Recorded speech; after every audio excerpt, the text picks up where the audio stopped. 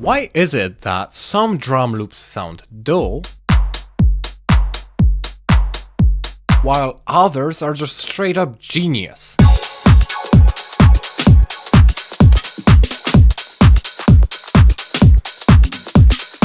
I mean, it's all just kicks and hats and claps either way, right? Well, yeah, right. It is just kicks and hats and claps, but what matters is how you arrange them. So in this video, I've broken down into a simple step-by-step process in 3 levels of complexity. Let's start with level 1. So, the big principle I want to ingrain into you is this: question and answer, call and response. It's like how in conversation you ask a question and the other person answers it. You need to make your music talk to itself in that same way. And look, bro, I'm sure you've heard this 100 times before. Like, call and response, I'm not teaching you anything new. But most people go, oh yeah. Question and answer, call and response. Got it. But then they never actually take the time to apply this to the drums as well. This applies here too, and on a much deeper level than you might think. So to show this to you, I'm gonna start by adding a kick. Okay, let's go for this one. And I'm gonna create a MIDI clip here. Let's just work in this 8-bar loop. I'm gonna put down a simple 4 on the floor pattern. I'm just gonna set this to one-shot mode so it doesn't cut off abruptly. And I'm gonna set the tempo to like 130, let's say. But now it's time to add a hi-hat as well. So same workflow, I'm gonna make a new MIDI track and press Command F to search for hat. Whatever, let's choose this one. And I'm gonna make a new MIDI clip.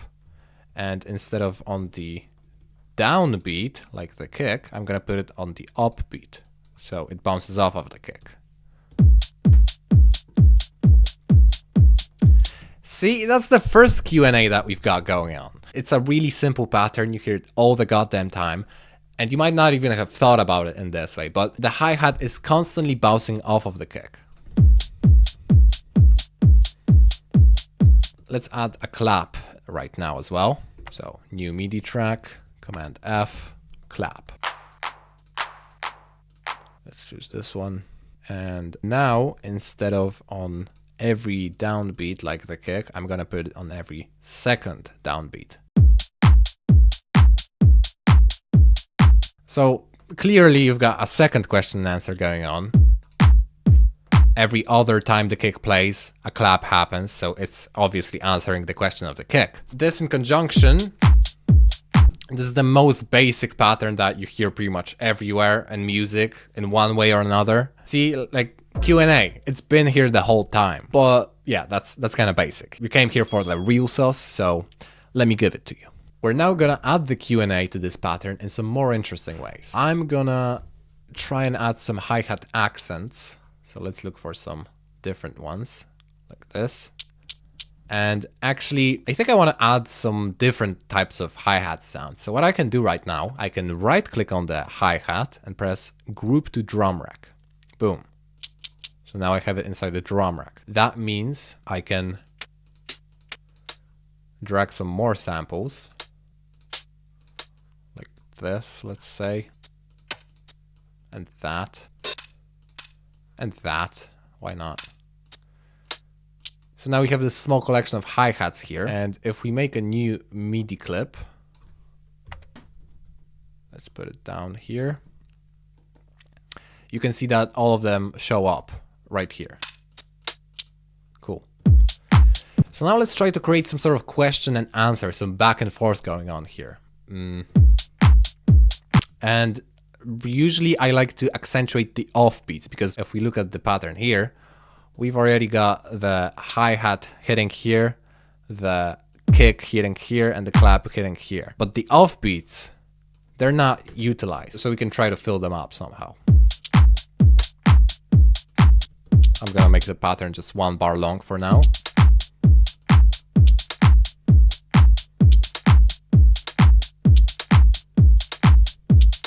experiment, honestly.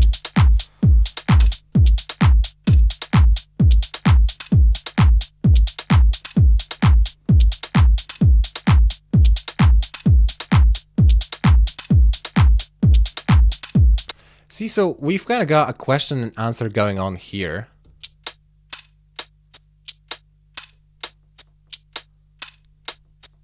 We're trying to create a back and forth kind of feeling here. And yeah, honestly, the workflow here is to do what I just did. So click around and experiment and see what sounds good. Just this playing over and over again might sound a bit boring though. So I'm gonna duplicate this. So we have the same pattern repeating twice. And we can like move some of these notes around. See what happens.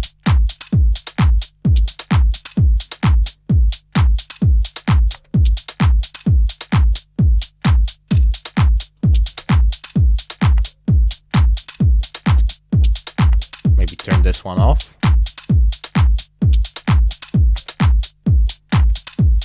That's all right. Let's now try to come up with like a snare hit as well. And I think this one we could put just like at the very end of the phrase. Yeah. It's very minimal. It acts kind of like as a turnaround point because it's like it answers and summarizes everything that's happened up to this point. Cool. Let's add one more element. So I'm feeling like we could add some sort of shakers. Let's look for that. Shaker. Okay. Good enough. And in terms of the pattern for the shakers, what I usually like to go for is just shakers on every 16th note. Kind of like this. But this right now is just like a machine gun pattern. It's very bland. It's very robotic. I don't like it. So we can internally add a question and answer here using velocity. Right down here, you can see these little dots. So if these dots are going to be all the way up, they're going to be loud. But if they're all the way down, it's going to be quiet. So we can add some variations to that, you know? Maybe make the first hit a little louder.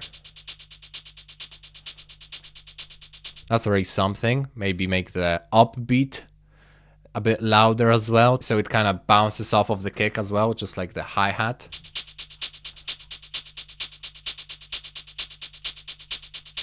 That gives it a more back and forth kind of feeling. And we could even duplicate this pattern and come up with something like this.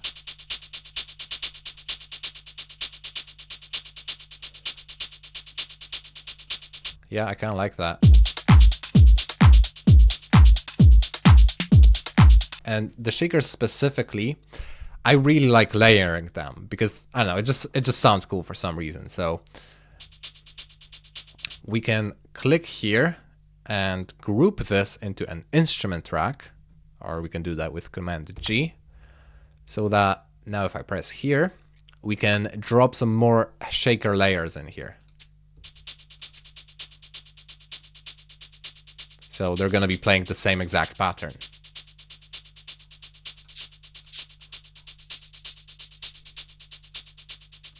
I'm adjusting the start times here.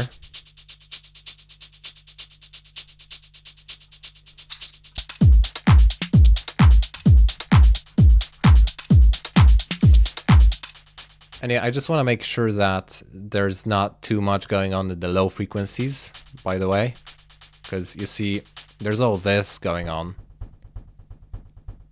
that we don't really need from the sound. It's just going to end up clashing with our bass down the line. So I'm just going to cut this away.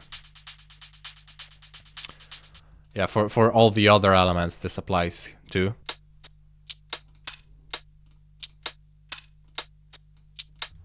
Okay, we're fine here. So yeah, nice. This is the pattern that we have so far.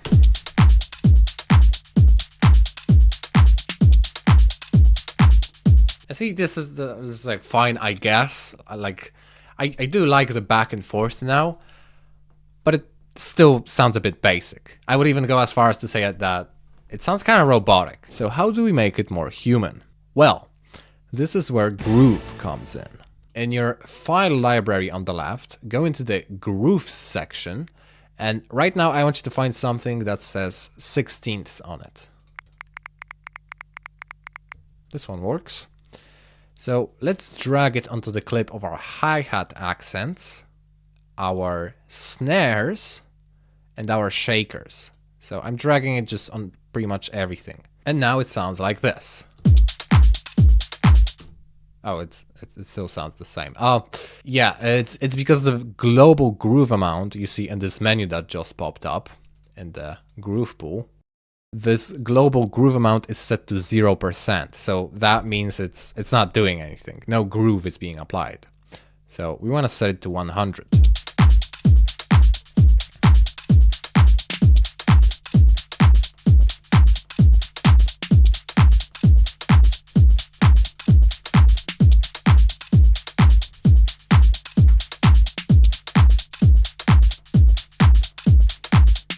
See, so this is huge. This is genuinely, incredibly huge. It makes a crazy difference. Basically, it internally shifts the notes slightly off grid.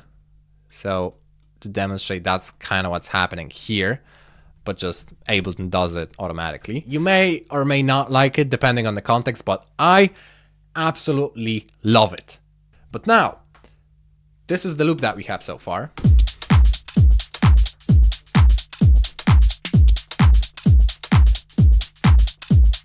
And you could already work with that. If you were a loser, we're only just getting started. I'm now gonna show you how to add layers of Q&A into your drum loops that are truly gonna make it stand out and sound unique. But first, if this video has already helped you, just imagine if you had systems like this for each step of the music making process. Every week, I help my coaching clients implement that for their composition, arrangement, mixing, and finishing music that they're actually proud of. So if you also want to take your music production to the next level, book a call using the link below, because I would love for you to achieve your goals. Now, back to the video. So this is where we're going to differentiate your pattern and make it truly stand out. So for this workflow, I really like using percussion loops. You can find some great ones in Ableton's factory packs. Let's just search for perc loop.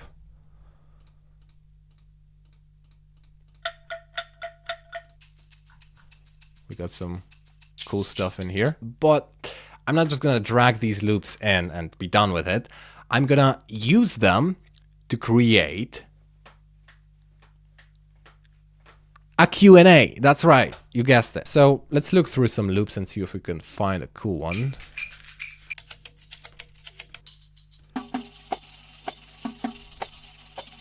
I like that. So let's make a new audio track, not MIDI, but audio this time, and we can drag this in. But I don't think I want the whole loop. It's more like I want to find a small snippet of it and place it somewhere in the groove.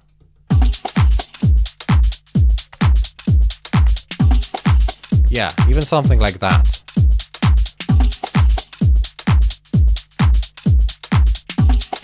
And I'm gonna fiddle with this loop a little bit, so let's add some effects to it. Maybe cut the lows. Maybe we can add a phaser to it.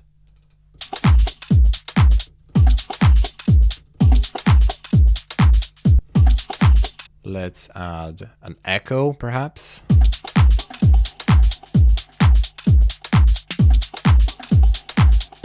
Ooh.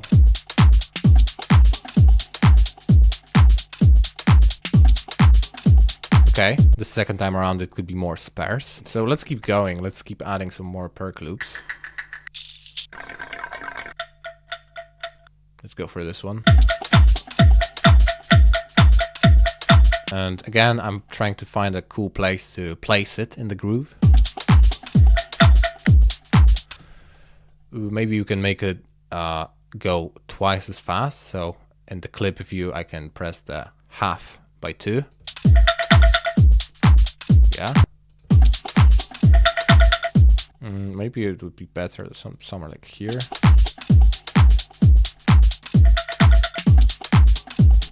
Let's pitch it down, perhaps.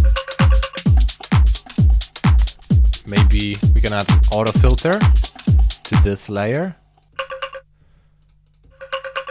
And I like using the auto filter because it's got a built-in LFO. So if I turn up the LFO amount, it's gonna start giving us filter sweeps like these. And I can switch it to synced mode, so it syncs with the project tempo. Maybe switch the filter to bandpass mode.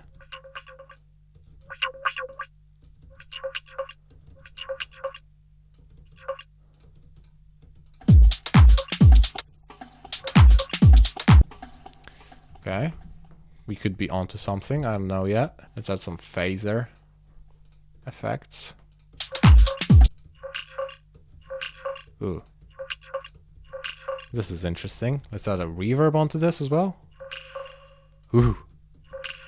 Sounds mysterious. Cool.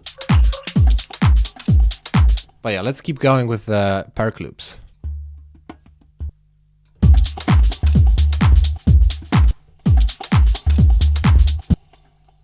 Okay, let's add some effects to this one as well. So I would probably cut the lows from this conga loop. Actually, how about I just copy what I had on the previous effect? Maybe you can pitch this up.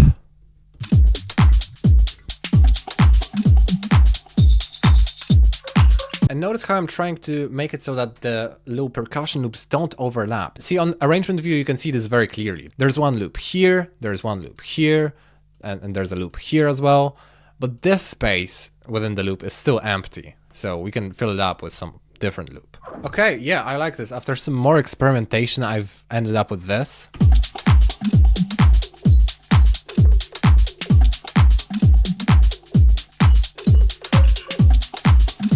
Yeah, in each stage of the loop, there's like a different perk loop that we're focusing the listener's attention to. So after we add a bass and some more melodic elements, this is what it sounds like in context.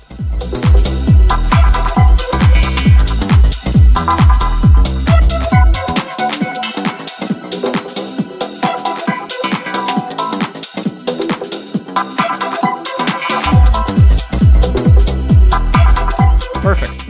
But once you make this loop, you might get stuck, either at the arrangement stage, at composing some of the other elements, or even mixing, or like technical difficulties. Oftentimes, there's very small things that you're not even noticing that are holding you back. So book a call with me using the link below, because I'm literally going to hold your hand through this entire process from start to finish, so that you can finally get your tracks to sound professional and be actually proud of them. So go to the link below right now to book that call.